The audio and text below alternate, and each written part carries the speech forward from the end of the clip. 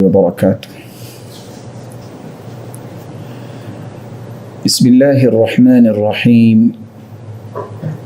الحمد لله رب العالمين وبه نستعين، الصلاة والسلام على أشرف الأنبياء وسيد المرسلين وعلى آله وصحبه أجمعين، أما بعد، فأعوذ بالله من الشيطان الرجيم. شهر رمضان الذي أنزل فيه القرآن هدى للناس وبينات من الهدى والفرقان.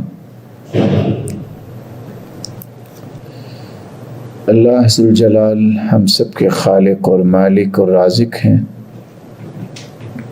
وہی قادر مطلق ہیں، پوری کائنات کا تصرف اسی کے ہاتھ میں ہے۔ اللہ تعالیٰ جس کو چاہے چن لے اور جس کو جو چاہے مقام عطا کر دے۔ مالک الملک نے مہینوں میں سب سے افضل مہینہ رمضان المبارک کا بنایا ہے، اور پھر راتوں میں سب سے افضل رات لیلۃ القدر کی بنائی ہے، اور پھر انبیاء علیہم الصلاۃ والسلام میں سے سب سے اعلیٰ اور ارفع اور اسما شخصیت محمد الرسول اللہ صلی اللہ علیہ وسلم کی بنائی۔ جتنی بھی آسمانی کتابیں نازل ہوئی ہیں ان میں سب سے اعلیٰ کتاب قرآن مجید ہے، جو نوشتہ ہدایت بھی ہے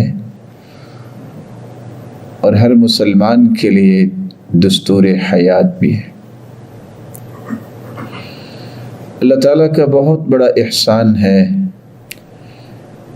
جس نے ہمیں کائنات کی سب سے اعلیٰ کتاب عطا کی اور سب سے اعلیٰ ہستی بطور مرشد عطا کی، اور اس امت کو بھی تمام امتوں سے افضل بنایا۔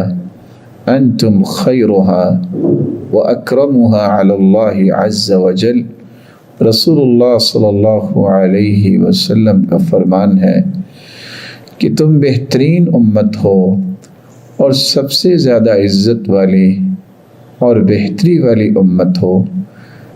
تمہاری صفات یہ ہیں کہ تم نیکی کا حکم کرتے ہو اور برائی سے منع کرتے ہو۔ ایک مومن، اس کا طرز زندگی کیا ہونا چاہیے رمضان المبارک کے استقبال میں، اور پھر اس مبارک مہینے کو گزارتے وقت اس کو کون کون سے کاموں پہ توجہ دینی چاہیے، آج ہماری گفتگو کا محور یہی چند نکات ہوں گے۔ سلف صالحین رمضان المبارک کا انتظار کیا کرتے، جس طرح دنیاوی تجارت کے لیے تاجر ان اوقات اور موسموں کا انتظار کرتے ہیں جب ان کی تجارت بڑھ جاتی ہے اور اس کو فروغ ملتا ہے، اسی طرح جنت کی تجارت کرنے والے بھی ایسی گھڑیوں کا انتظار کرتے ہیں جن گھڑیوں میں سب سے اعلیٰ اور ارفع گھڑیاں شروع ہونے والی ہیں، جن کو رمضان المبارک کی مبارک ساعتیں اور گھڑیاں کہا جاتا ہے۔ معلّ بن فضل رحمہ اللہ رحمۃ واسعہ فرمایا کرتے تھے، كان السلف يدعون الله 6 أشهر أن يبلغهم رمضان ثم يدعونه 6 أشهر أن يتقبله منهم۔ سلف صالحین 6 ماہ تک اللہ رب العزت سے دعا کیا کرتے کہ رمضان المبارک کا مہینہ ان کی زندگی میں آ جائے، ان کے نصیب میں لکھا جائے۔ جب وہ مہینہ آ جاتا اور اس میں جو بھی وہ عبادت کرتے تو پھر 6 ماہ تک اس میں کیے گئے اعمال کی قبولیت کی دعا کیا کرتے تھے۔ یحییٰ بن ابی کثیر رحمہ اللہ فرماتے ہیں کان من دعائہم اللہم سلمنی الی رمضان وسلم لی رمضان وتسلمہ منی متقبلا۔ سلف صالحین یہ دعا کیا کرتے، اے اللہ مجھے رمضان المبارک کے مہینے تک سلامتی اور عافیت میں رکھنا، اور رمضان المبارک کو بھی میرے لیے سلامتی والا بنا دے۔ اے اللہ تو اس مہینے کی عبادات کو میری طرف سے پھر قبول و منظور بھی فرما لے۔ سیدنا عبداللہ ابن مسعود رضی اللہ تعالی عنہ فرمایا کرتے تھے سید الشہور شہر رمضان وسید الایام الجمعہ۔ تمام مہینوں کا سردار رمضان المبارک کا مہینہ ہے، جبکہ ہفتے کے تمام دنوں میں سردار دن جو ہے وہ جمعے کا دن ہے۔ تو یہ خوش قسمتی ہے انسان کی کہ انسان کو رمضان جیسا مہینہ نصیب ہو جائے۔ اس مبارک مہینے کا استقبال کرتے ہوئے 2 کام کرنے چاہیے، اور پھر جب یہ مہینہ آ جائے تو پھر مزید 8 کام کرنے چاہیے۔ ان 10 کاموں کو ہم تفصیل سے آپ کی خدمت میں پیش کریں گے۔ رمضان المبارک کا استقبال کرنا ہو یا رمضان المبارک کو شروع کرنا ہو، ہر 2 جگہوں پہ ہر قسم کی عبادت میں اپنی نیت کو خالص کیا جائے، اپنی سوچ کو مثبت بنایا جائے، اپنی نیت میں صرف اللہ عز و جلال کا تقرب رکھا جائے۔ جب اللہ عز و جلال کا تقرب نصیب ہو جائے گا، جب نیت میں اخلاص آ جائے گا، تو پھر بہت سارے مشکل کام بھی آسان بھی ہوتے ہیں، اور انسان ان کاموں کو کرتے کرتے انجوائے بھی کرتا ہے، اور انتہا درجے کی خوشی اس کے دل میں پیدا ہوتی ہے، جس سے وہ مزید سے مزید کوشش کرتا نظر آتا ہے۔ کبھی بھی اس کے کام میں رکاوٹ یا مایوسی نظر نہیں آتی، کیونکہ اس نے اللہ کے لیے شروع کیا ہوتا ہے۔ قل انی امرت ان اعبد اللہ مخلصا لہ الدین، آپ کہہ دیجئے مجھے حکم دیا گیا ہے کہ میں اللہ عز و جلال کی عبادت، اس کے دین کو اسی کے لیے خالص کرتے ہوئے کروں۔ فضیل بن عیاض رحمہ اللہ تعالی قرآن مجید کی اس آیت الذی خلق الموت والحیات لیبلوکم ایکم احسن عملا، اللہ وہی ذات ہے جس نے موت و حیات کا یہ سلسلہ بنایا ہے، اور بنایا اس لیے ہے کہ تمہاری آزمائش کرے کہ تم میں اچھا عمل کون کرتا ہے۔ احسن عملہ کی تفسیر کرتے ہوئے فضیل بن عیاض رحمہ اللہ تعالی فرمایا کرتے تھے کہ احسن عملہ سے مراد یہ ہے اخلصہ و اصوبہ، وہ خالص بھی ہو اور صحیح بھی ہو۔ اذا کان خالصا، جب مخلص انسان ہوتا ہے تو اس کا عمل احسن عمل ہوتا ہے۔ اگر انسان کا عمل خالص ہو اور وہ صحیح نہ ہو تو پھر بھی قبول نہیں ہوتا، اور اگر انسان کا کام صحیح ہو اور خالص نہ ہو تب بھی قبول نہیں ہوتا۔ اس لیے 2 لفظ استعمال کیے ہیں، اخلصہ و اصوبہ، وہ خلوص نیت سے کیا جائے اور صحیح کیا جائے۔ خلوص نیت سے مراد یہ ہے کہ انسان اللہ کی رضا کے لیے کرے، اور صحیح کا مطلب یہ ہے کہ وہ سنت کے مطابق ہو۔ والصواب اذا كان على السنہ۔ اللہ عز و جلال ہمیں ہر وہ نیکی قولی یا عملی جو رمضان میں کرنے کی توفیق فرمائے اس کو اپنی رضا کے لیے خالص فرمائے اور سنت کے مطابق کرنے کی توفیق عطا فرمائے۔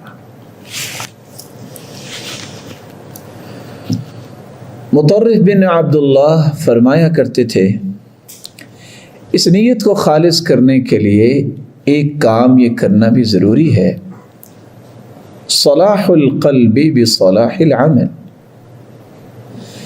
جب تک دل پیارا نہیں ہوگا تو عمل بھی اچھا نہیں ہوگا۔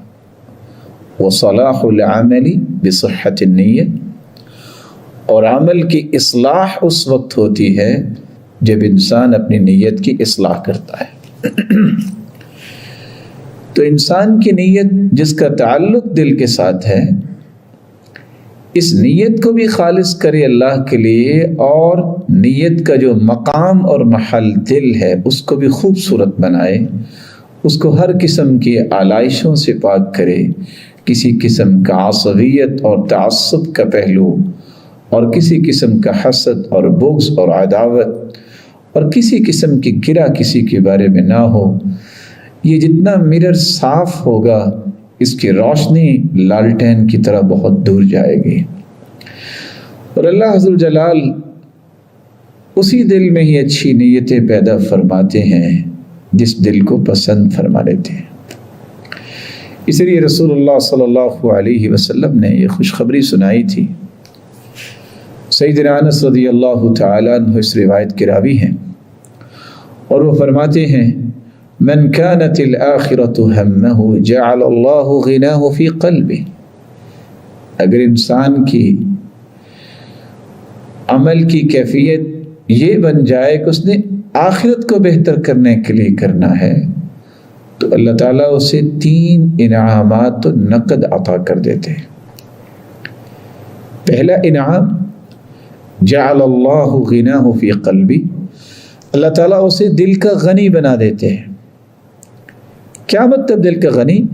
وہ اپنے اس کام پہ اس قدر مطمئن ہوتا ہے، اس کو دنیا جہان کے اعمال سے اتنی خوشی نہیں ملتی جتنی اس عمل سے خوشی ملتی ہے، پھر اس خوشی میں وہ دنیا کی تمام خوشیوں کو بھول جاتا ہے، اور اس خوشی کے سامنے دنیا کی تمام خوشیوں کو جو خواہشات کی تکمیل سے انسان سمجھتے ہیں ملتی ہیں، ان کو ہیچ اور نیچ سمجھتا ہے۔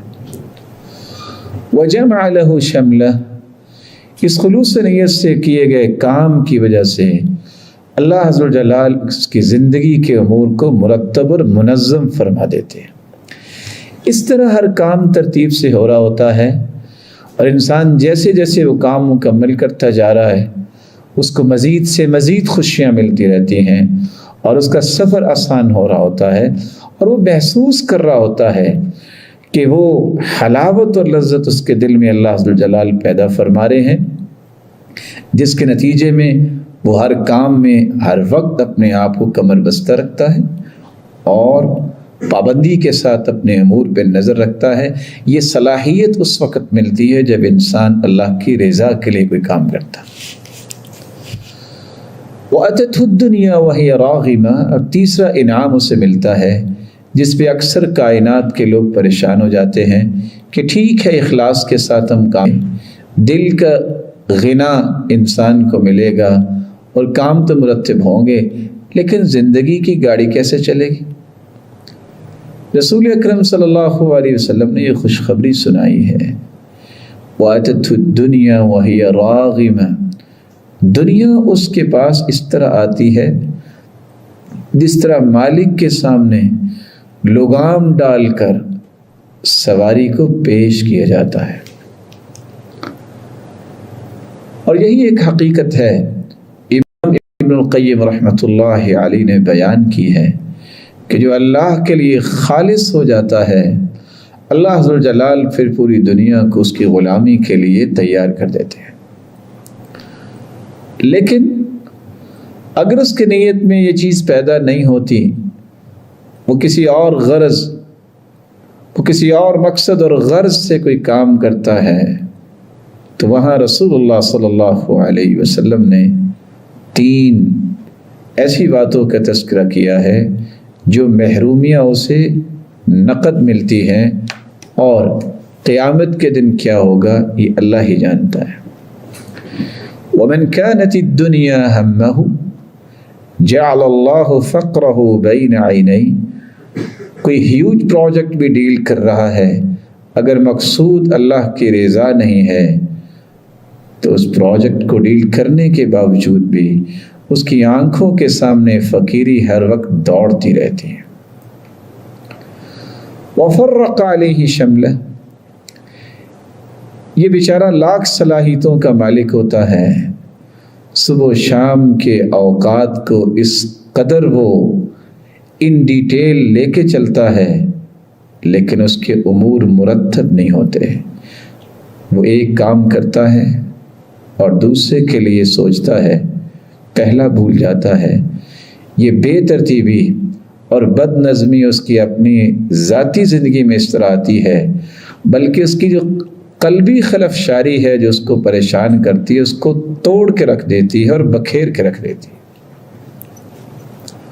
وَفَرَّقَ عَلَيْهِ شَمْلًا وَلَمْ يَأْتِهِ مِنَ الدُّنْيَا إِلَّا مَا قُدِّرَ لَهُ، لیکن اس بندہ مسکین کو یہ بھی پتہ ہونا چاہیے کہ تیسری محرومی یہ ہے، وہ تو شاید سمجھتا ہے کہ میرے 10 انگلیوں کی محنت سے بہت کچھ مل جائے گا، ملے گا اس کو وہی جو اس کے مقدر میں لکھا ہے۔ اس لیے کسی بھی کام سے پہلے نیت کو خالص کر لینے سے زندگی کے ایک نہیں 10 راہیں اللہ تعالیٰ آسان کر دیتے ہیں۔ موسیٰ بن معلہ بیان کرتے ہیں، حذیفہ رضی اللہ تعالی عنہ نے اسے نصیحت کی، یا موسیٰ ثلاث خصال ان کن فیک لم ينزل من السماء خیر الا كان لك فیہ نصیب۔ اے موسیٰ بن معلہ، میں تمہیں ایک نصیحت کرنا چاہتا ہوں، 3 خصلتیں اپنے اندر پیدا کر لے، آسمان سے کوئی بھی خیر ایسی نہیں اترے گی اس میں اللہ تیرا حصہ نہیں رکھیں گے۔ پہلی خصلت عملک للہ عز وجل، اپنے عمل کو اللہ کے لیے خالص کر لینا۔ دوسری خصلت وَتُحِبُّ لِلنَّاسِ مَا تُحِبُّ لِنَفْسِكَ، جو تمہیں اپنے لیے پسند ہے وہ لوگوں کے لیے بھی پسند کیا کر۔ وَهَذِهِ الْكِسْرَةُ، اور تیسری نصیحت، یہ کھانے کے ایک ٹکڑا جو ہے، خواہ ایک ہی ٹکڑا ہو تم اللہ کی راہ میں اسے پیش کرو، ضرورت مند کو پیش کرو۔ جب تم مخلوق کا خیال رکھو گے خالق تمہیں کبھی بھلائے گا نہیں۔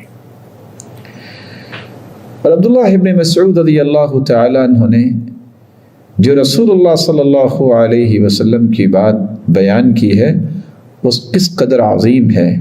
ثلاث لا یغل علیہن قلب امرئ مسلم، 3 خصلتیں جب انسان کو نصیب ہو جائیں تو اس کا دل اس کے ساتھ دھوکہ نہیں کرتا، اس کا دل اسے چکمہ نہیں دیتا۔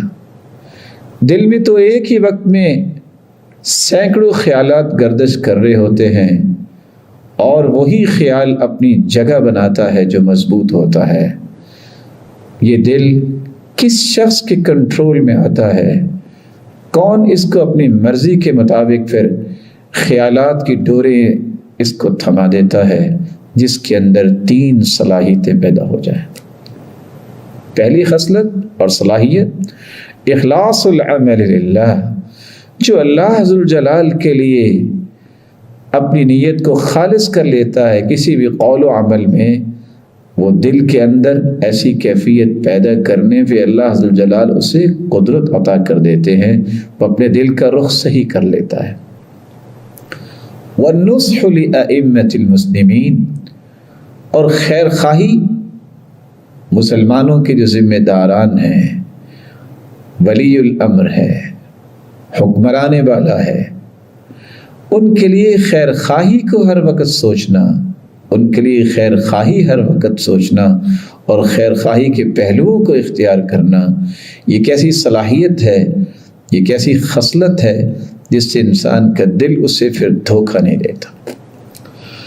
وَلُزُومُ جَمَاعَتِهِمْ، اور تیسری خصلت اور کیفیت کہ جب انسان دسیوں صلاحیتوں کے باوجود وہ اپنے آپ کو ناقص سمجھے، کامل نہ سمجھے، کہے کہ میں نے مسلمانوں کے ساتھ مل کے رہنا ہے، میں نے مسلمانوں کی خوشی کو اپنی خوشی سمجھنا اور ان کے دکھ میں اپنے آپ کو شریک کرنا ہے، میں مسلمانوں سے جدا نہیں ہوں گا، اعتزال کی کیفیت اختیار کرنا یہ کوئی صلاحیت نہیں بلکہ صلاحیتوں کو ختم کر دینا ہے۔ اسی مسلمانوں کے ساتھ مل جل کے رہنا اور مسلمانوں کی وہ جماعت جو کتاب و سنت پر مبنی اپنی زندگی گزار رہی ہو اس کو لازم پکڑنا، یہ ایک ایسی صلاحیت ہے جس سے انسان کا قلبی رخ ہمیشہ درست رہتا ہے۔ اسی لیے احمد بن حرب رحمہ اللہ تعالی فرمایا کرتے تھے، عبدت اللہ 50 سنة فما وجدت حلاوة العبادة حتى تركت 3 أشياء۔ لوگوں میں نے 50 سال عبادت کی لیکن مجھے عبادت میں وہ لذت، حلاوت اور مٹھاس اور شیرینی محسوس نہیں ہوئی جب تک میں نے 3 چیزوں کو ترک نہیں کر دیا۔ وہ کون سی 3 چیزیں تھیں؟ ترکت رضا الناس حتی قدرت ان اتکلم بالحق، میں نے اللہ کو راضی کرنا شروع کیا، میں نے لوگوں کو راضی کرنا چھوڑ دیا کیونکہ لوگ کبھی راضی نہیں ہوتے۔ اور امام شعبی جنہوں نے 500 صحابہ کو دیکھا تھا انہوں نے سچ کہا تھا، رضا الناس غایہ لا تدرک، لوگوں کو راضی کرنا ایک ایسی انتہا ہے جو انسان کو زندگی میں کبھی بھی میسر نہیں آ سکتی۔ اسی اللہ عز و جلال کو راضی کرنے سے لوگ خود بخود راضی ہو جاتے ہیں۔ میں نے لوگوں کی رضا کو چھوڑا، رب کی رضا حاصل کرنا شروع کر دی، اللہ تعالیٰ نے میری زبان پہ حق کو جاری کر دیا۔ وَتَرَكْتُ صُحْبَةَ الْفَاسِقِينَ حَتَّى وَجَدْتُ صُحْبَةَ الصَّالِحِينَ، میں نے برے لوگوں کو چھوڑا، میرے مالک نے مجھے انعام یہ دیا کہ صالحین کی صحبت و رفاقت مجھے نصیب فرما دی۔ ترکت حلاوت الدنیا حتی وجدت حلاوت الآخرہ، یہ دنیا کی جتنی حلاوتیں اور لذتیں جو عارضی لذتیں اور مٹھاس کو تلاش کرنے کے لیے انسان کتنے کوشش کرتا ہے، میں نے ان ساری لذتوں کو ٹھوکر مار دی۔ اللہ عز و جلال نے مجھے زندگی کی بھی لذتیں عطا کر دی اور آخرت کی لذتیں اللہ عز و جلال نے مجھے نصیب فرما دی۔ مجھے نظر آ رہا ہوتا تھا کہ میرا مالک مجھے ان اخروی لذتوں سے محروم نہیں کرے۔ تو یہ ان لوگوں کی باتیں ہیں جنہوں نے اپنی نیت کو خالص کیا ہوتا ہے۔ تو سب سے پہلا کام اس مبارک مہینے کے استقبال کے لیے ہمیں ابھی سے ہی اپنی نیت کو خالص کرنا چاہیے، اور رمضان المبارک میں بھی اسی تسلسل کے ساتھ اپنی خلوص نیت کو زندگی کے آخری سانس تک لے جانے والا ہی اصل رجل الرشید ہے۔ اللہ تعالیٰ ایسے لوگوں کی صف میں ہمیں شامل فرمائے۔ یہ نہ ہو کہ انسان محنت کر کر کے تھک جائے، اعمال کی لائنیں لگا دے، لیکن قیامت کا دن ہو، صحیح بخاری کی روایت ہے، یکشف ربنا عن ساقی، اللہ عز و جلال قیامت کے دن اپنی مبارک پنڈلی سے پردہ ہٹائیں گے، فیسجد له کل مؤمن و مؤمنہ، جو سچے مومن ہوں گے مرد یا عورت وہ فوراً سجدے میں گر جائیں گے، سجدہ ریز ہو جائیں گے۔ وَيَبْقَى مَنْ كَانَ يَسْجُدُ فِي الدُّنْيَا رِيَاءً وَسُمْعًا، لیکن جنہوں نے دنیا کو دکھانے کے لیے، دنیا کو سنانے کے لیے، دنیا کی واہ واہ کے لیے اور دنیا میں پاپولیرٹی کے لیے کام کیا ہوگا، فَيَذْهَبْ لِيَسْجُدْ فَيَعُودُ ظَهْرُهُ طَبَقًا وَاحِدًا، وہ سجدہ کرنے کی کوشش تو کریں گے لیکن ان کی کمر تختہ بن جائے گی۔ کلما اراد ان یسجد خر علی قفاہ، وہ سجدہ کرنے کے لیے تو جھکنا چاہیں گے لیکن صلاحیت سلب کر لی جائے گی، وہ سجدے میں نہیں بلکہ اپنی گدی کے بل گر جائیں گے۔ اللہ عز و جلال ہم سب کو ہر قسم کی ریاکاری اور شہرت سے محفوظ فرمائے، ایسی خواہشات سے ہر وقت محفوظ فرمائے۔ اور سیدنا علی رضی اللہ تعالیٰ عنہ نے ایک نشانی دی ہے جو ہمیں ہر وقت یاد رکھنی چاہیے کہ مخلص جو ہوتا ہے، کوئی اس کی تعریف کرے یا مذمت کرے اس کو پریشانی نہیں ہوتی، وہ اپنے کام میں لگا رہتا ہے، تو اس کو فوراً اپنی نیت کی مراجعت کرنی چاہیے۔ دوسرا کام جو اس مبارک مہینے کے استقبال میں کرنا چاہیے اور اسی کیفیت کو ہی آگے لے کے ہمیں رمضان میں داخل ہونا ہے، ہمیں توبۃ النصوح، سچی توبہ کرنی ہے۔ سب سے پہلے تو اس بات پہ اتفاق کرنا ضروری ہے کہ ہم میں سے ہر ایک سے گناہ سرزد ہوتے ہیں، ہمیں اقرار کرنا چاہیے، ہمیں اعتراف کرنا چاہیے۔ جب تک یہ اعتراف اور اقرار نہیں ہے اس وقت تک صحیح راستے کی نشاندہی ممکن نہیں ہے۔ اور جن لوگوں کا یہ رویہ بن جاتا ہے کہ میرے تو گناہ ہی کوئی نہیں، وہ کبھی معافی نہیں مانگتے اور وہ کبھی بھی اپنے راستوں کو منور نہیں کر سکتے۔ اس لیے یہ طے کرنا ضروری ہے، کل بنی آدم خطاء وخیر الخطائین التوابون۔ کائنات کا ہر فرد، آدم کی اولاد کا ہر فرد خطا کار، بہترین وہ ہے جو توبہ کر لے۔ اس لیے یہ تسلیم کر کے کہ مجھ سے بہت ساری خطائیں سرزد ہوتی ہیں، بہت سارے گناہ سرزد ہوتے ہیں، بہت ساری کمی اور کوتاہیاں ہیں میرے اندر، اور بہت ساری ایسی چیزیں جو ہوتے تو گناہ اور خطائیں اور غلطیاں ہیں، میں ان کی تعویل کر جاتا ہوں۔ اس لیے کتنے اچھے لوگ تھے وہ جو کہا کرتے تھے اللہم اغفر زلاتی و خطیئاتی و تأویلاتی، اے اللہ میری پھسلاہٹوں کو بھی معاف کر دے، میرے گناہوں کو بھی معاف کر دے اور میری تعویلات کو بھی معاف کر دے۔ سچی توبہ کرنے کے لیے ہمیں چند چیزوں کو اختیار ضرور کرنا چاہیے۔ اس توبہ کرتے وقت بھی ہمیں اپنی نیت کو خالص کرنا چاہیے۔ لوگوں کے سامنے استغفر اللہ کہنا بھی اچھا ہے تاکہ دوسرے لوگ بھی استغفر اللہ کہیں، لیکن اگر اکیلے بیٹھ کے آپ یہ کام کریں گے تو یاد رکھنا اس کی طاقت کچھ اور ہی ہوگی۔ اور یہ ایک حقیقت بھی ہے، دنیا میں ہر وہ چیز ریلائبل ہوتی ہے جس کے کوئی گواہ ہوتے ہیں، لیکن اللہ کے ہاں سب سے ریلائبل عمل وہ ہوتا ہے جس کا گواہ صرف بندے کا مالک ہو، کوئی اور گواہ نہ ہو۔ اس لیے خوبصورت وضو کرنے کے بعد 2 رکعتیں دل لگا کے پڑھی جائیں، قلب و قالب کو اللہ کی طرف متوجہ کر کے، اور پھر اللہ ذوالجلال کے سامنے اپنے ہاتھوں کو اٹھا کے خلوص نیت کے ساتھ دعا کی جائے۔ اللہ نہ کرے اگر کوئی شرک میں مبتلا ہے تو اس کو شرک تو پہلے چھوڑنا ہوگا، اور اگر کوئی بدعت میں مبتلا ہے تو جب تک بدعتی بدعت کو چھوڑتا نہیں، یہ بات سمجھنی چاہیے کہ اس کی توبہ بھی قبول نہیں ہوگی۔ ان اللہ حجب التوبہ عن کل صاحب بدعہ حتی یدع بدعتہ۔ صحیح ترغیب کی روایت ہے، بدعتی آدمی کی توبہ کی قبولیت کے سامنے اللہ نے پردہ کر دیا ہے۔ جب تک وہ اپنی بدعت کو چھوڑتا نہیں ہے اس کی دعا اور توبہ بھی قبول نہیں ہے۔ اللہ عز و جلال ہمیں ہر قسم کے شرک اور بدعت کی ہوا سے بھی بچائے۔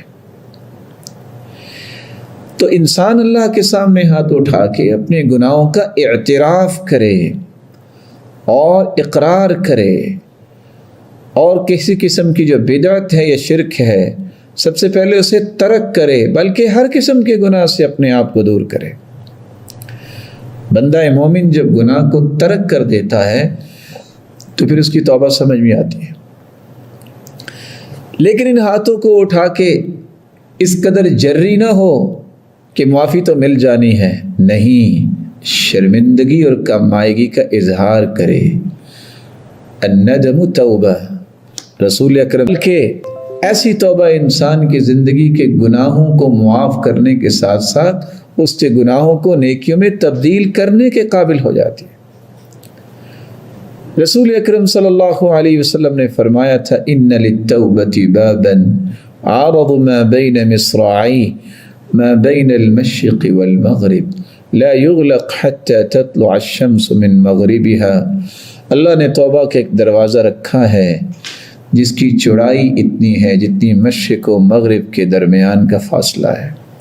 یہ دروازہ ہر وقت کھلا ہے جب تک قیامت نہیں آ جاتی۔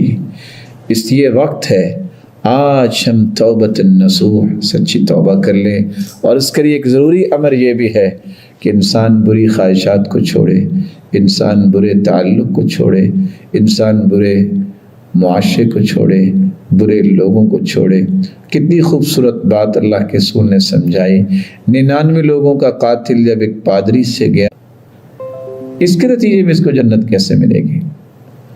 اللہ تعالیٰ نے ایک اور فرشتہ بھیجا کہ تم فیصلہ کرواؤ، جس نے جا کے پیمائش کروائی کہ دیکھو جسد خاکی نیک لوگوں کے قریب ہے کہ برے لوگوں کو قریب ہے۔ نتیجہ یہ نکلا، جب پیمائش کی گئی فوجداہ الی ہذہ اقرب بشبر، ایک بلشت اس کا جسد خاکی نیک لوگوں کے قریب تھا۔ اللہ عز الجلال کے بھیجے ہوئے فرشتے کے ذریعے اللہ نے فیصلہ کروایا یہ جنتی ہے۔ اللہ عز الجلال ہمیں ایسی توبہ کرنے کی توفیق عطا فرمائے۔ اور سلف صالحین یہ دعا کیا کرتے تھے، اور یہ تینوں دعائیں کرنی چاہیے۔ اللہم انی اسألک توبۃ نصوح قبل الموت، اے اللہ موت سے پہلے سچی توبہ کی ضرور توفیق دینا۔ اللہم انی اسألک حسن الخاتمہ، اے اللہ میرا خاتمہ بالخیر فرمانا۔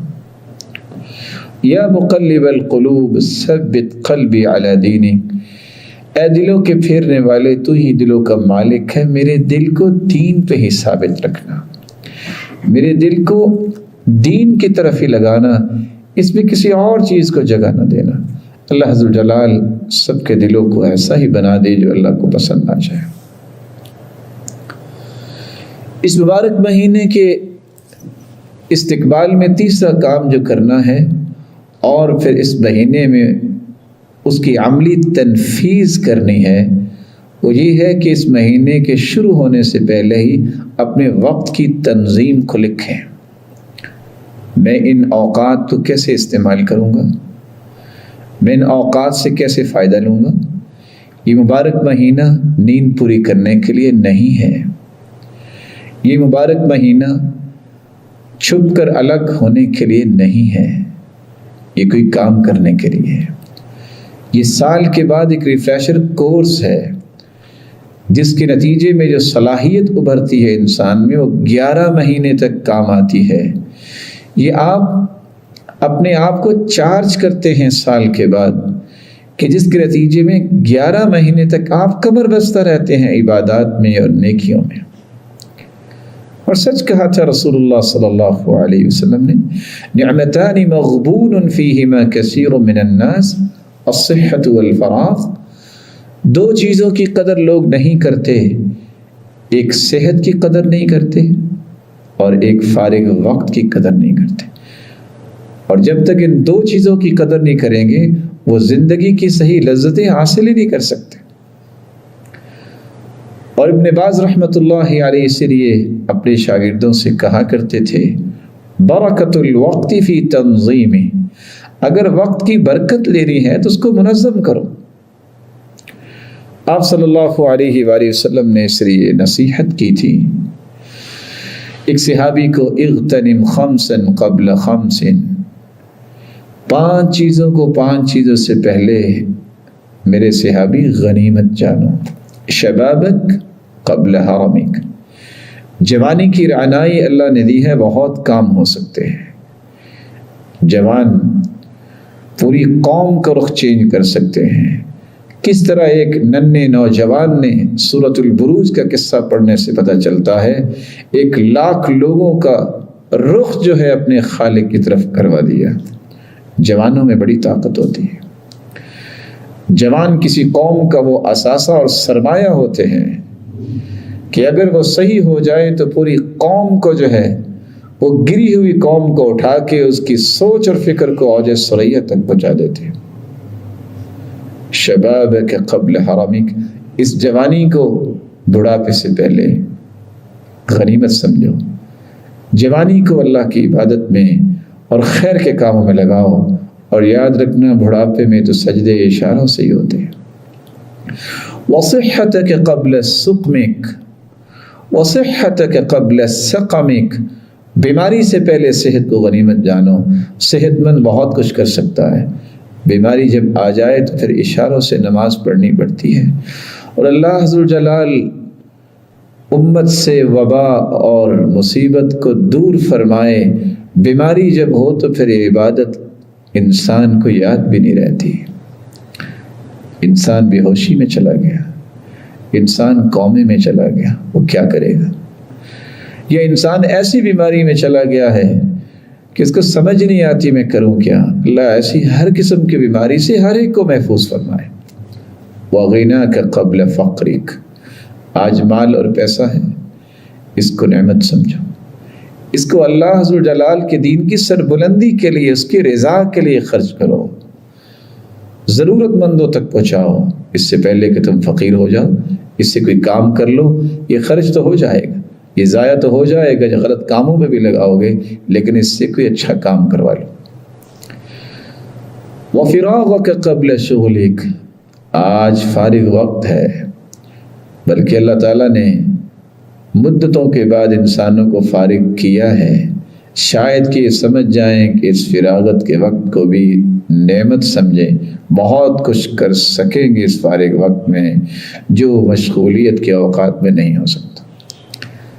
سب سے پہلے انسان کی شخصیت کو نکھارنے کا بہت خوبصورت موقع ہے، کوئی برڈن نہیں، کوئی الزامات نہیں ہے کہ میں نے یہ بھی کام کرنا ہے، یہ بھی کام کرنا ہے۔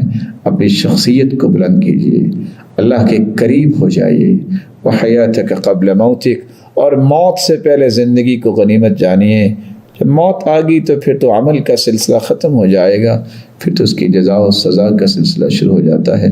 اللہ تعالیٰ ان 5 چیزوں کو غنیمت سمجھنے کی توفیق عطا فرمائے۔ یہاں رک کے میں کہنا چاہوں گا کہ اس قدر خوبصورت تنظیم اوقات ہے ان لوگوں کی جن نے باقاعدہ اس کی پابندی کرنے کے لکھا بھی ہوتا ہے۔ اس مبارک مہینے میں کم از کم جو 50 نمازیں فرض ہوئیں، اللہ تعالیٰ نے احسان فرمایا 5 رہ گئی، پڑھتے ہم 5 ہیں، ثواب 50 کا ملتا ہے۔ کم از کم اس مبارک مہینے میں 50 رکھتے تو ہمیں پڑھنی چاہیے۔ آپ سوچ رہے ہوں گے کہ 50 رکھتے کیسے؟ 5 نمازوں کے فرائض انسان 17 ادا کرتا ہے، 2 فجر کے، 4 ظہر کے، 4 عصر کے، 3 مغرب کے اور 4 عشاء کے۔ اور رسول اکرم صلی اللہ علیہ وسلم نے فرمایا ہے من صلی 12 رکعہ فی یوم ولیلہ بنی لہ بیت فی الجنہ، جو 12 رکعتیں پڑھ لیتا ہے دن رات میں، رب تعالیٰ اس کا جنت میں گھر بنوا دیتے ہیں۔ اور وہ 12 رکعتیں کیسے ہیں؟ 4 ظہر سے پہلے، 2 ظہر کے بعد، 2 مغرب کے بعد، 2 عشاء کے بعد اور 2 فجر کی نماز سے پہلے۔ یہ 17 اور 12 یہ 29 رکعتیں بنتی ہیں۔ اور اس مبارک مہینے میں چونکہ قیام اللیل بھی ہوگا، اور جس کا تذکرہ ہم تھوڑی دیر کے بعد انشاءاللہ کریں گے، لیکن 8 رکعتوں کی اگر پابندی کر لی جائے تو یہ 29 اور 8 یہ 37 رکعتیں بنتی ہیں، اور 3 وتر پڑھے جائیں تو یہ 40 رکعتیں بنتی ہیں۔ اور کس قدر خوش نصیب ہے وہ انسان کہ آج پریشانی ان لوگوں کو ہوتی ہے جن کو دین کی سمجھ نہیں ہوتی کہ جی دیکھیے بیت اللہ بند ہو گیا، اب کیسے رمضان میں عمرہ کریں گے، کیسے حج ہوگا۔ آپ کے علم میں ہونا چاہیے کہ 1400 سال میں 40 مرتبہ ایسا ہوا کہ حج نہیں ہو سکا، ظالموں نے حج نہیں ہونے دیا۔ کیسے نہیں ہونے دیا؟ کہ جب وہ کرامتہ نے بیت اللہ پہ حملہ کیا، وہ تو ہجر اسود بھی اکھاڑ کے لے گئے تھے، 22 سال تک لوگ طواف کرتے رہے بغیر ہجر اسود کے، اور اس نے تو 30,000 حاجیوں کو قتل کر کے زمزم کے کنویں میں پھینک دیا تھا۔ اور نعوذ باللہ من ذالک کہتا تھا، کون کہتا ہے من دخلہ کان آمنا، بلاؤ اپنے رب کو، والعیاذ باللہ۔ تو اس لیے لوگوں کی باتوں کے پیچھے نہیں لگنا چاہیے، جس کا سچا ایمان ہے اور اس کا علم جو ہے وہ قوت والا ہے وہ جس جگہ بھی موجود ہے وہاں بھی اجر ضرور لے سکتا ہے۔ رسول اللہ صلی اللہ علیہ وسلم نے فرمایا من صلی الفجر فی جماعہ ثم قعد يذكر الله عز وجل حتى تطلع الشمس ثم صلى ركعتين كانت له كأجر حجة وعمرة تامة جو فجر کی نماز پڑھتا ہے جماعت کے ساتھ، پھر اللہ کے ذکر میں مشغول ہوتا ہے، سورج نکل آتا ہے، اٹھ کے 2 رکعتیں پڑھتا ہے، اسے حج عمرے کا ثواب اللہ عطا کر دیتے۔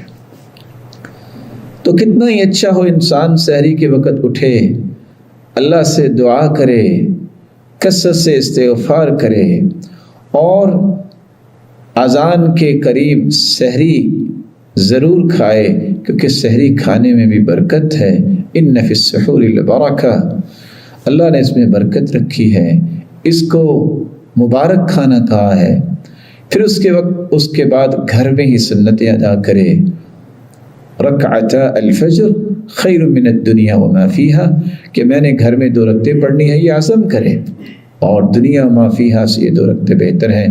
جماعت کے ساتھ نماز پڑھے اور پھر اللہ کے ذکر میں مشغول ہو جائے، اور عادت بنائے کہ میں نے اشراق پڑھ کے اٹھنا ہے۔ ہاں اگر کوئی جگہ بدلنا چاہتا ہے تو ابن حجر اسقلانی لکھتے ہیں صحیح بخاری کی شرح میں، اللہ کی رحمت وسیع ہے، وہ ذکر میں مشغول رہے تو اجر سے وہ محروم نہیں ہوگا۔ اس کے بعد رسول اکرم صلی اللہ علیہ وسلم نے ایک اور عمل بتایا ہے کہ اگر انسان چاشت کے وقت 2 رکعتیں پڑھ لیتا ہے تو 360 جوڑوں کا صدقہ ادا ہو جاتا ہے۔ چاشت کا وقت، ضحیٰ کا وقت اور صلاۃ الاوابین کا وقت، یہ تینوں ایک ہی نماز کے نام ہیں۔ جب گرمی کے موسم میں اونٹنی کا بچہ جب زمین پہ چلے تو اس کے پاؤں جلیں، صلاۃ الاوابین حین رمضت الفصال۔ اللہ عز و جلال کے پیغمبر نے فرمایا جب اونٹنی کے بچوں کے پاؤں جلیں، یہ صلاۃ الاوابین ہے، خود اللہ کی طرف پلٹ کے آنے والوں کی نماز۔ اور حدیث کے الفاظ ہیں جو 4 رکعتیں پڑھ لیتا ہے، اللہ فرماتے ہیں اے آدم کے بیٹے ارکع 4 رکعات فی اول النہار اکفیک آخرہ، 4 رکعتیں دن کے شروع میں تم پڑھ لو، سارا دن میں تمہیں کافی ہو جاؤں گا۔ معمول بنائیے کہ اگر اس کے بعد آپ نے کوئی کام کرنا ہے تو پھر 4 وقت تھوڑا سا اپنے آپ کو ریلیکس کیجیے اور نماز کے لیے کھڑے ہو جائیے، یہ دوبارہ آپ کی قوت کو بحال کر دے گا۔ تو 42 اور 4 یہ جمع کر لیں تو یہ 46 رکعتیں بنتی ہیں۔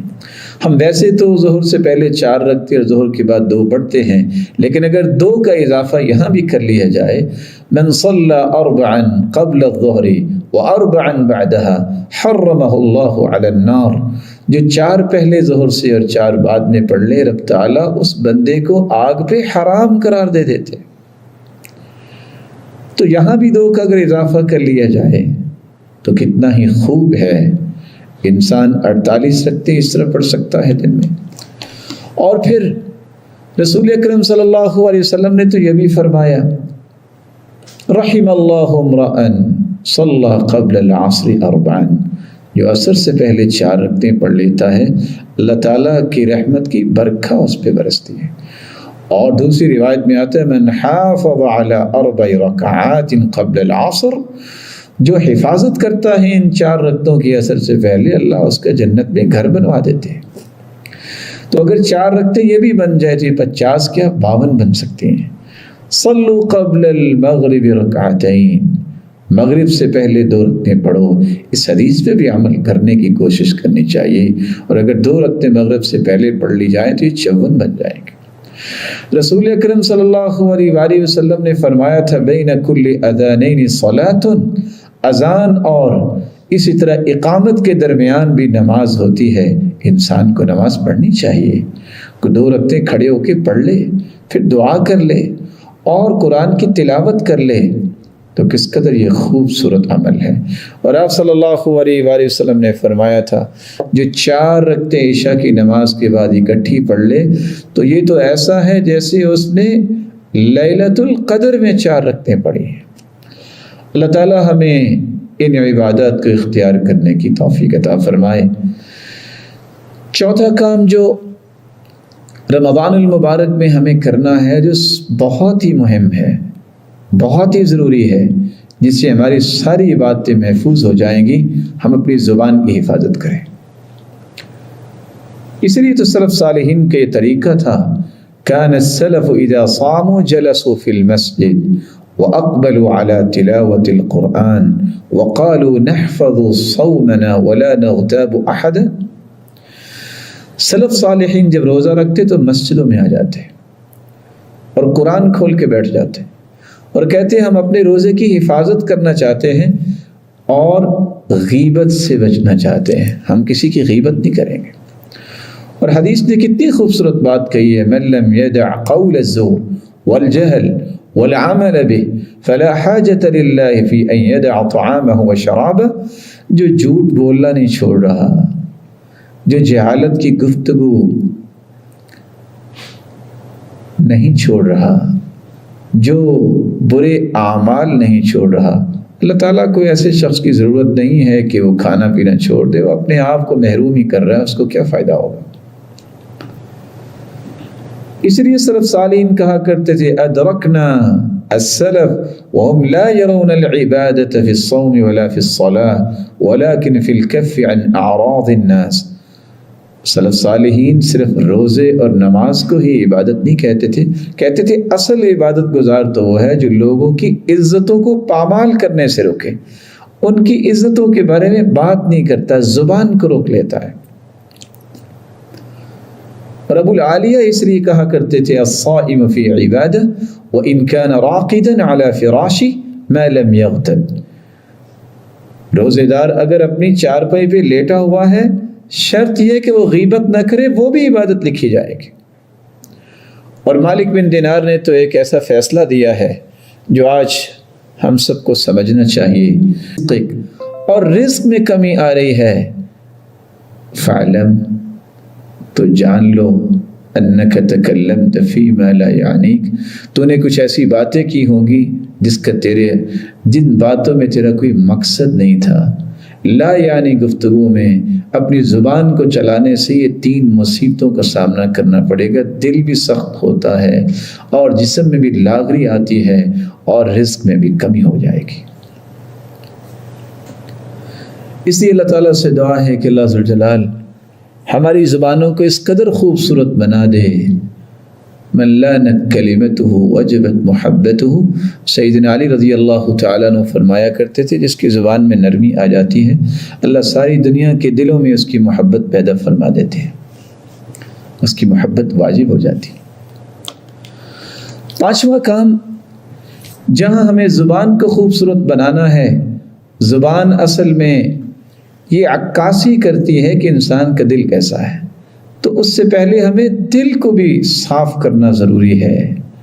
رسول اکرم صلی اللہ علیہ وسلم سے جب پوچھا گیا کہ افضل ترین انسان دنیا میں کون ہے، تو آپ نے فرمایا کل مخموم القلب صدوق اللسان، کل مخموم القلب صدوق اللسان۔ ہر وہ انسان جس کا دل میں حسد اور کینہ نہیں ہے اور زبان کا وہ سچا ہے، یہ پوری کائنات سے اعلیٰ انسان۔ صحابہ نے پھر سوال کیا صدوق اللسان نعرف فما مخموم القلب، زبان کی سچائی تو سمجھ میں آ گئی، لیکن یہ مخموم القلب کیا ہے؟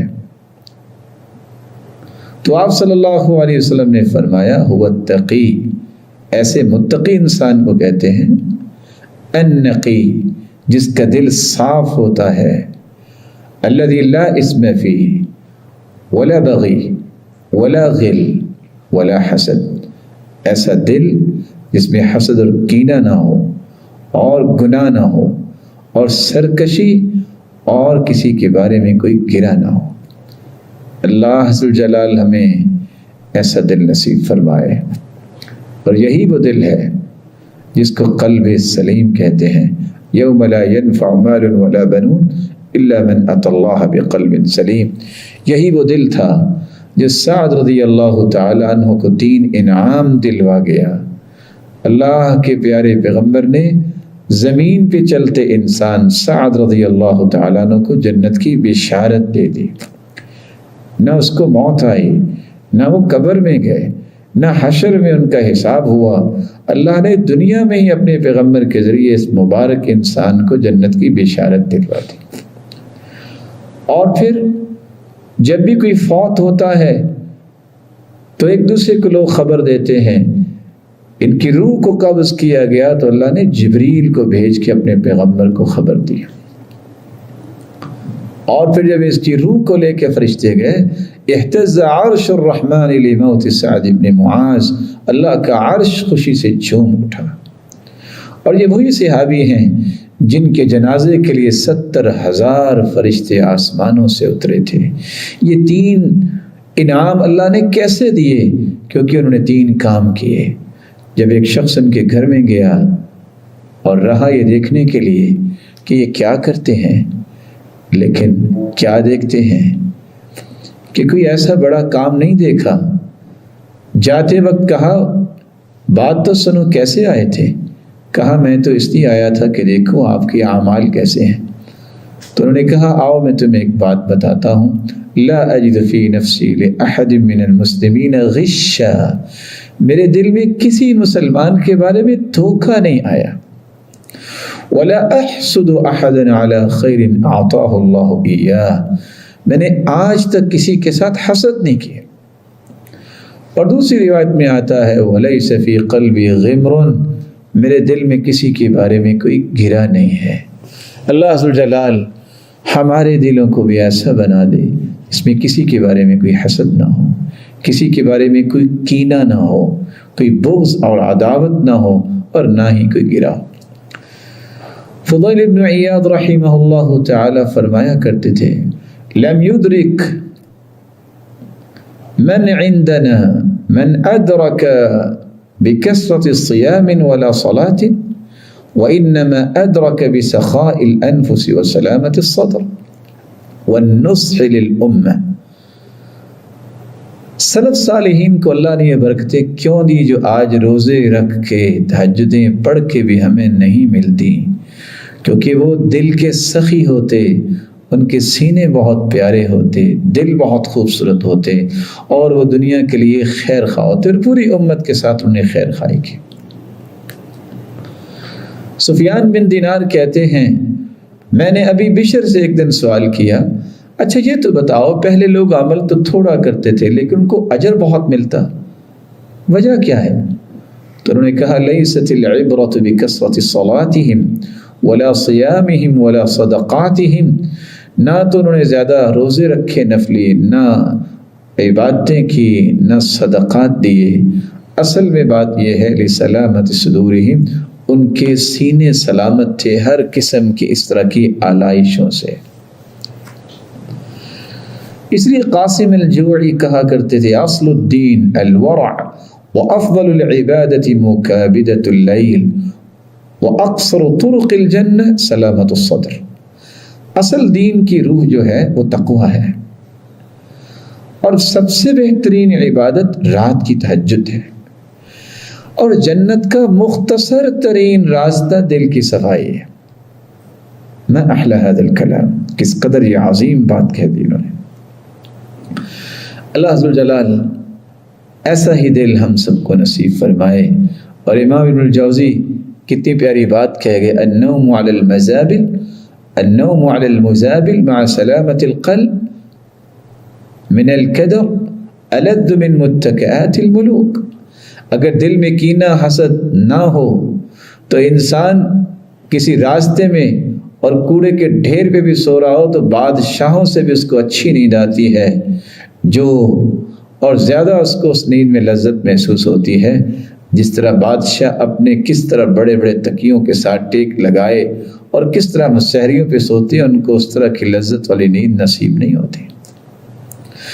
ابو دجانہ جب بیمار ہوئے تو ان کے پاس ایک آنے والے نے کہا کہ آپ بیمار ہیں لیکن اس کے باوجود آپ کے چہرے پہ خوشی کی چمک بڑی عجیب ہے، اس کی کیا وجہ ہے؟ تو انہوں نے کہا فَكُنْتُ لَا أَتَكَلَّمُ بِمَا لَا يَعْنِي، میری زندگی کا ایک طریقہ میں نے لا یعنی گفتگو کبھی نہیں کی، جس چیز سے میرا کوئی کنسرن نہیں ہوتا میں نے اس کے بارے میں اپنی زبان کو نہیں کھولا. فَكَانَ قَلْبِي لِلْمُسْلِمِينَ سَلِيمًا، میرا دل ہر وقت مسلمانوں کے بارے میں سلامتی میں ہوتا ہے. اس مبارک مہینے میں چھٹا کام جو کرنا ہے وہ قرآن مجید کی تلاوت ہے۔ یہ شہر القرآن ہے، یہ شہر القرآن ہے، یہ قرآن کا مہینہ ہے، اسے قرآن کا مہینہ ہی بنانا چاہیے۔ کس طرح صحابی نے سوال کیا تھا میں قرآن کتنی دیر میں ختم کروں؟ آپ نے فرمایا 40 دنوں میں، پھر 30 دن میں، پھر 25 میں، پھر 20 میں، پھر 15 میں، پھر 10 دن میں، پھر 7 دن میں۔ پھر آپ نے فرمایا اگر تمہاری طاقت ہے تو تم 3 دن میں بھی ختم کر سکتے ہو۔ اقرأ القرآن فی 3 ان استطعت، صحیح الجامع کی روایت ہے 1155۔ اگر تمہاری ہمت ہے تو 3 دن میں بھی قرآن تم ختم کر سکتے ہو۔ عمر بن قیس کا طریقہ یہ تھا رحمہ اللہ، اذا دخل شعبان جب داخل ہوتا اغلق تجارت، اپنی تجارت کو کلوز کر دیتے، وتفرغ لقراءة القرآن، اور قرآن مجید کی تلاوت کے لیے اپنے آپ کو فارغ کر لیتے، اور ساتھ کہا کرتے تھے طوبى لمن اصلح نفسه قبل رمضان، خوش نصیب ہے وہ شخص جو رمضان المبارک سے پہلے پہلے قرآن سے اپنے نفس کی تہذیب کر لیتا ہے، اس کو خوبصورت بنا لیتا ہے۔ اور امام زہری رحمۃ اللہ علیہ ہو جاتے وَأَقْبَلَ عَلَى تِلَاوَةِ الْقُرْآنِ مِنَ الْمُصْحَفِ، اور قرآن مجید کھول کے تلاوت کرنے میں اپنے آپ کو لگا لیتے۔ اور کس کس انداز سے سلف صالحین نے قرآن سے تعلق رکھا، کیسے ہر 2 راتوں میں قرآن مجید اسود مکمل کر لیا کرتے تھے۔ اور قتادہ کا یہ معمول تھا کہ 7 دن میں قرآن مکمل کرتے، اور رمضان میں ہر 3 دن میں قرآن مکمل کرتے، اور آخری عشرہ جب آ جاتا تو ہر روز ایک قرآن مکمل کرتے۔ اللہ عز و جلال ہمیں بھی قرآن مجید کو زیادہ سے زیادہ پڑھنے کی توفیق عطا فرمائے۔ ایک بڑا آسان سا طریقہ ہے، وہ بھی میں آپ کی خدمت میں پیش کر دیتا ہوں۔ 5 نمازیں ہیں مردوں کے لیے، اور عورتوں نے بھی اپنے گھروں میں یہ سسٹم بنایا ہے جو ام حمید رضی اللہ تعالی عنہا نے بنایا تھا۔ جو اللہ کے رسول کے پاس آئیں تو اللہ کے رسول نے فرمایا ام حمید میں جانتا ہوں تم میرے ساتھ مسجد میں نماز پڑھنے کو پسند کرتی ہو، لیکن میری مسجد میں جو نماز عورت پڑھتی ہے وہ اگر اپنے گھر کے پاس مسجد میں نماز پڑھے گی اس کو زیادہ ثواب ملے گا، اور اپنے گھر میں کے پاس جو مسجد ہے اس میں نماز پڑھنے والی عورت کو